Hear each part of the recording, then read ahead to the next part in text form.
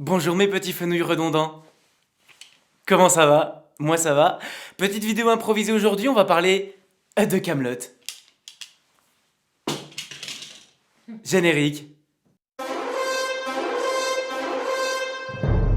Rien que pour vous aujourd'hui, j'ai sorti ma tenue d'inspecteur gadget pour essayer de démêler le vrai du faux des dernières news qu'on a reçues au sujet de Kaamelott. Pour m'aider dans cette tâche, j'ai fait appel à quelqu'un que vous connaissez déjà parce que vous l'avez vu dans l'épisode 1 de Satchilou bien que je vous mets en fiche là, ou là, hein, voilà. J'appelle ma vieille pute dégarnie préférée, Mademoiselle Bébert. Mais maniez-vous le fion? Zut! Là! Bonjour, Bonjour! ça va? Ça va et toi? Ça va très très bien. J'espère que tu es prête. Je suis prête. Parce que le programme est chargé, messieurs, dames. On a énormément de choses à évoquer. On ne parlera pas du teaser qui a été dévoilé en janvier dernier parce que énormément de youtubeurs en ont déjà parlé. C'est pour ça que je vous renvoie en description vers les vidéos de SciPlay, de Capsule Pop et de Captain Popcorn qui en parlent très très bien. Au menu de cette vidéo, la bande-annonce qui a été dévoilée au congrès de la FNCF à Deauville. Et dans un second temps, les spoilers de la bande originale et des 34 titres qui ont été dévoilés par Alexandre Astier lui-même. Et enfin, en guise de conclusion, ce que nous on attend de Kaamelott premier volet et les éventuelles petites théories qu'on aurait à vous soumettre en fonction de tous les éléments qu'on va vous donner maintenant. On sait de sources sûres que la bande-annonce a été montrée au congrès de la FNCF à Deauville. Alors qu'est-ce que la FNCF? C'est la Fédération Nationale des Cinémas Français qui tous les ans organise un congrès à Deauville après le festival du film américain. Alors vous vous doutez bien que nous, en tant que spectateurs, on aurait aimé être à la place de tous les professionnels du cinéma au congrès de Deauville pour la voir, cette putain de bande-annonce qu'on attend depuis presque un an maintenant et puis depuis plus de 10 ans. Problème, c'est que nos chers amis professionnels du cinéma n'ont pas boudé la bande-annonce, mais l'ont pas trouvé à leur goût. Alors moi, tout ce que je peux vous dire, c'est que je ne pense pas que les personnes qui sont là-bas sont représentatives des gens qui attendent le film.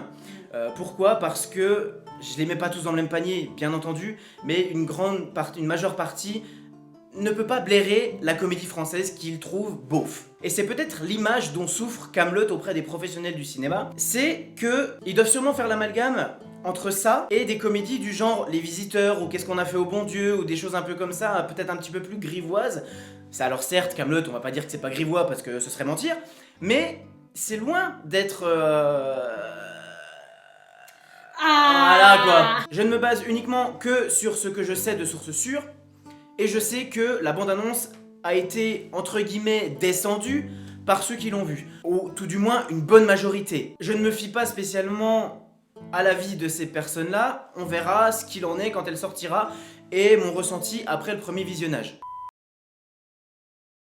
Chers amis, nous allons dès à présent activer l'alerte spoiler. Si toutefois vous ne voulez pas entendre et connaître ce qui va suivre, je vous invite à passer tout de suite à la conclusion de la vidéo, même si malgré tout je vous invite quand même à rester parce que c'est très intéressant. Nous allons donc évoquer la bande originale qui a été dévoilée par Alexandre Astier il y a maintenant quelques jours au moment où on tourne cette vidéo. Le site de l'éditeur Deutsche Grammophon dévoile les titres de ces 34 titres. Et ça fait beaucoup de titres. On regardera ensemble, on discutera sur certains d'entre eux qui sont pour nous les plus évocateurs et peut-être les plus intrigants. Ouais. Ouais, on va dire ça comme ça. On va dire ça comme ça. Ouais.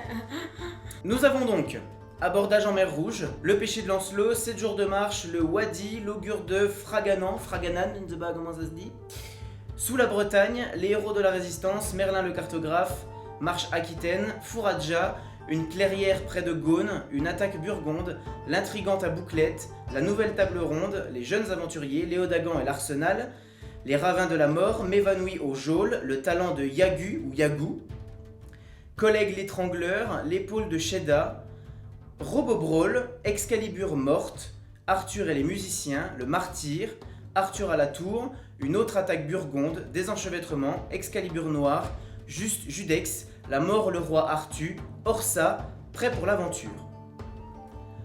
Un beau programme!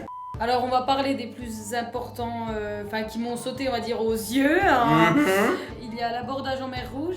La première, La première. Donc là, oui, on peut imaginer Vennec qui se prend un seau d'eau sur la figure comme on voit dans le teaser. Donc oui, c'est le bateau qu'on voit arriver au début. À mon avis, le film va débuter là-dessus. Voilà, je pense. Le film devrait commencer par l'abordage donc de ce fameux bateau en mer Rouge et peut-être la capture de Vennec. Voilà. À mon avis. Je pense, oui. Ensuite. On a donc en numéro 7 le Sous la Bretagne. Ouais. Donc on peut imaginer le clan des semis-croustillants. Tout à fait. Qui sont dans les souterrains comme c'était prévu. Et on les voit d'ailleurs dans le teaser, me semble-t-il. On voit quelqu'un qui essaye de se faufiler dans un souterrain et selon moi encore une fois, ça devrait être quelqu'un du clan des semis-croustillants. Oui. Ensuite en numéro 9 nous avons Merlin le cartographe. Oui, Merlin le cartographe. Alors pourquoi le cartographe? Depuis quand Merlin fait des cartes? Oui, parce que jusque là il était druide et enfin enchanteur, druide, oui. Voilà. Et si on se rappelle bien dans le teaser, il est pas en trop bonne position, hein, ouais, il a pas l'air trop bien. Tout à fait. Donc, en fait, ça nous pose encore plus de questions que ce qu'on se posait déjà. Bah voilà, c'est ça le problème. Monsieur Astier, donnez-nous des réponses vite, s'il vous plaît. Donc ensuite, en numéro 13, on a l'attaque Burgonde, et puis on en a une un peu plus loin. Un petit peu plus loin, il y a une attaque Burgonde et une autre attaque Burgonde en 28. Donc, on suppose deux attaques Burgonde. Deux attaques Burgonde, donc envers qui? On en voit une aussi dans le teaser d'attaque Burgonde, donc là on en voit deux. Donc contre qui? On sait toujours pas. Et on verra bien. Ouais. Donc en 15, nous avons la nouvelle table ronde. Alors, est-ce que c'est la table ronde qu'on voit dans le teaser? Tu sais, sous la neige à un moment, on voit il y a Gauvin, il y a Lionel de Gaulle aussi qui est là autour de la table, puis sûrement d'autres que j'ai pas connus. Est-ce que ce serait pas des résistants? Si, c'est sûr. Donc c'est sûr que ce sont des résistants en Bretagne, parce qu'il fait froid. Voilà, c'est forcément en Bretagne, et c'est au moment où il y a quelqu'un qui arrive, il se lève. Et qui est-ce qui arrive? Moi je sais. C'est lui qui arrive. C'est quelque chose que j'ai découvert quand Première a dévoilé la une de leur magazine consacré à Kaamelott et à l'interview d'Alexandre Astier. Vous voyez le petit pommeau ici, ça fait référence à un glaive, je pense à un glaive romain. Et ce glaive romain, on le voit aussi porté à la ceinture de Lionel de Gaulle dans le teaser. Et donc j'ai tout de suite compris que Arthur retrouvait la nouvelle table ronde, je pense, donc auprès de Lionel de Gaulle et de Gauvin. Pour plus de détails, je vous renvoie encore une fois à une autre vidéo de SciPlay qui l'explique et qui me cite dans sa vidéo. Merci beaucoup SciPlay, je t'aime. Alors numéro 24 et pas des moindres, Excalibur morte. Bon bah j'ai rien d'autre à rajouter en fait. Qu'est-ce qu'on peut dire là-dessus? Mais qu'est-ce que ça peut évoquer? Excalibur morte, pourquoi morte? Sachant que un peu plus loin, on a en numéro 30 Excalibur noire. Alors morte d'abord et noire après, donc ça voudrait dire que Excalibur meurt et change de main ou passe du côté obscur de la force. Est-ce que c'est un coup de Méléagan? Est-ce que Méléagan est encore dans le film? Est-ce que finalement, oui, il a pas réussi son coup à faire sombrer directement la Bretagne dans le noir complet? Ouais, c'est fort possible parce que on sait que Lancelot c'est le chevalier blanc. Donc si ça avait été aux mains de Lancelot, ça aurait été Excalibur blanche. Et là, c'est Excalibur noire. Donc est-ce qu'elle passerait pas aux mains de Méléagan, quoi, carrément? Exact. Vu que Méléagan, c'est la réponse qui a été envoyée par les dieux pour foutre un peu la merde, depuis que Arthur a fait un petit peu de la merde, hein, du coup, voilà, on peut le dire aussi. Et donc sans transition, nous avons Arthur à la tour. Arthur à la tour en numéro 27. Alors, pour ceux qui ont vu le teaser comme moi une bonne cinquantaine de fois... Ah oui, non mais elle, en fait, la moitié des vues du teaser, c'est elle, donc voilà, c'est ça. Alors moi, j'étais persuadée que c'était Méléagan. Moi aussi. On voit Arthur à la tour, donc finalement, je pense que c'est lui qu'on voit grimper à la tour. C'est fort, voilà. c'est fort Dites-nous probable. si on se trompe, hein, encore une fois, c'est que des théories de nous. Tout à fait. Voilà, mais après, on se base sur des choses quand même qui sont manifestement assez véridiques, hein, vu que c'est l'éditeur de la bande originale qui sort ça, et que c'est Alexandre Astier lui-même qui a choisi les titres, hein, donc plus vrai que ça, à mon avis, c'est pas impossible. D'ailleurs, si vous voulez aller voir en détail les titres, je vous mets le lien de la page en question. Voilà, comme ça vous pourrez vous faire votre propre avis. Ensuite, l'avant-dernière dont on va parler, et pas des moindres. La mort, le roi Arthur. La mort, le roi Arthur. Mais qu'est-ce qu'un saint veut dire?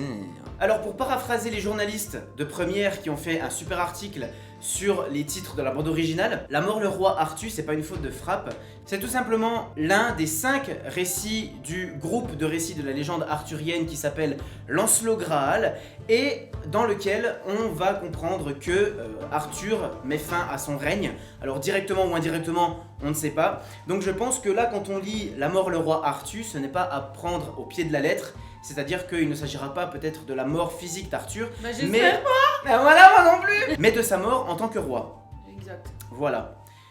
À voir du coup. Et enfin, prêt pour l'aventure. Au pluriel, prêt. Au pluriel. Voilà. Donc qui est prêt pour l'aventure? À mon avis, ça va être une espèce de guerre entre résistants et collabos. En tout cas, le peu que je vois, c'est que ça va être un bordel, à mon avis. La fin du film ne va être que le début de la trilogie, en fait. Bah oui, non mais ça c'est logique en fait.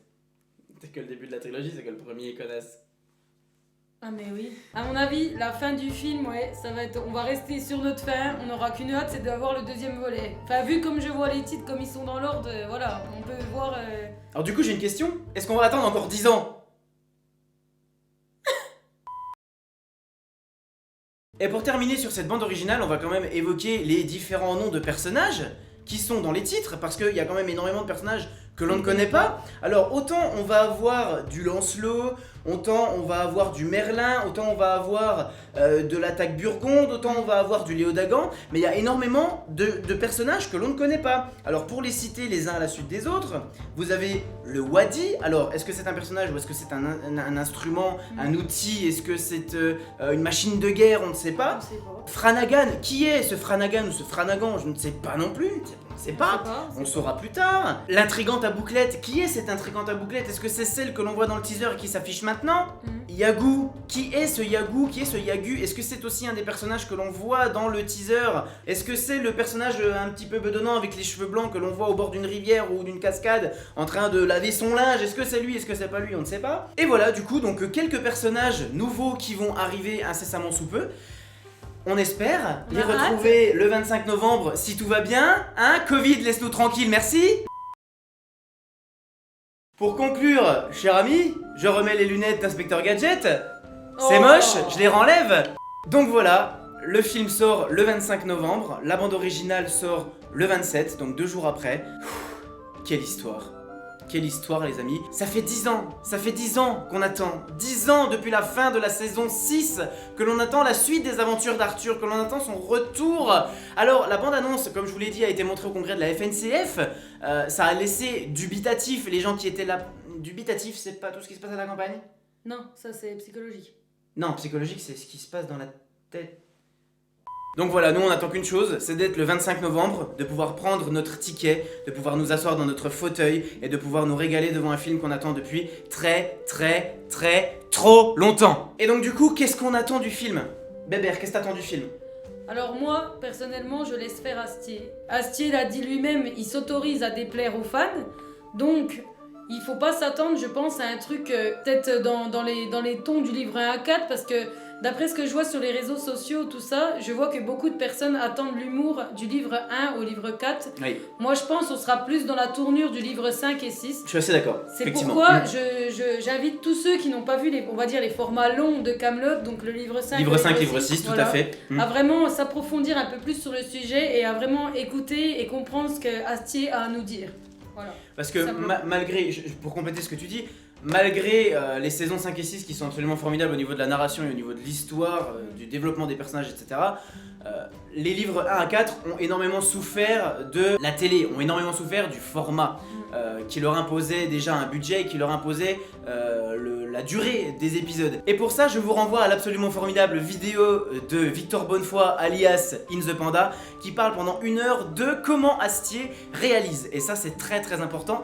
Et il explique aussi donc comment les saisons 1 à 4 de Kaamelott ont souffert du format de la télé. Malgré qu'on les adore, hein, on va pas dire bien le sûr. contraire, c'est Kaamelott quoi, on les adore. C'est de la punchline, c'est du dialogue à la Audiard, on kiffe quoi. Mais c'est vrai que Astier, donc oui, il avait dit lui-même que les formats courts finalement ne l'intéressaient pas pour ce qu'il avait à raconter, en tout cas l'histoire. Et qui se devait de passer au format long pour développer ses personnages et étendre son univers. D'ailleurs, c'est pas son premier coup d'essai au cinéma, il a déjà réalisé David et Madame en scène, la bande-annonce est sur YouTube pour ceux qui veulent voir. Qu'est-ce qu'on peut dire d'autre? Jules, qu'est-ce que t'attends toi? Bah écoute, t'as vachement bien résumé la situation, donc j'ai pas grand chose à dire de plus en fait. Moi je m'attends juste à ce que Astier fasse du Astier, c'est-à-dire qu'il continue à nous éblouir par ses dialogues qui fusent en mode ping-pong où tout le monde s'envoie des fions à longueur de temps et que ça parte en couille peut-être un petit moment. Ma foi on verra bien et comme il disait et comme tu l'as dit, il s'autorise à déplaire aux fans. Je m'attends pas à quelque chose de précis, vraiment bien précis, bien construit, même si ça fait quand même 10 ans qu'on a pu se faire une idée, parce que si je m'attends à quelque chose de précis, eh ben je serai forcément déçu et frustré.